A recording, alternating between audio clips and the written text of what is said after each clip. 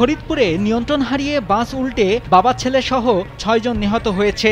এছাড়া আহত হয়েছে ৩৫ জন। মঙ্গলবার বেলা ১১টার দিকে ঢাকা বরিশাল মহাসড়কের ফরিদপুর জেলা সদরের বখুন্ডা এলাকায় এ দুর্ঘটনা ঘটে। পুলিশ ও স্থানীয় সূত্রে জানা যায়, গোপালগঞ্জের মকসুদপুর থেকে ফরিদপুরের উদ্দেশ্যে ছেড়ে আসা ফারাবী পরিবহন নামে একটি লোকাল বাস বাখুন্ডা এলাকায় পৌঁছালে নিয়ন্ত্রণ হারিয়ে সড়কের পাশে থাকা বিদ্যুতের খুঁটিতে ধাক্কা মারে।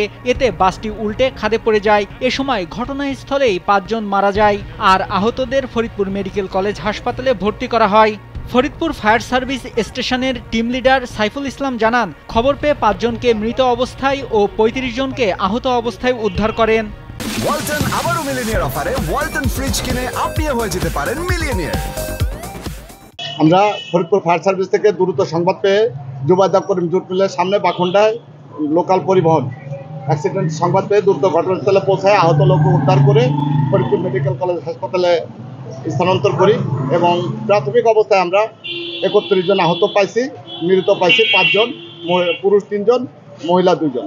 ফরিদপুর মেডিকেল কলেজ হাসপাতালের অধ্যক্ষ দিলরুবা জেবা জানান, বাস দুর্ঘটনায় ৩০ থেকে ৩৫ জনকে আহত অবস্থায় হাসপাতালে নিয়ে আসা হয়। তাদের মধ্যে ৫ জনকে মৃত অবস্থায় হাসপাতালে নিয়ে আসা হয়, আর একজন চিকিৎসারত অবস্থায় মারা গেছে। বাস দুর্ঘটনার মধ্যে বাই দিস টাইম আমাদের হাসপাতালে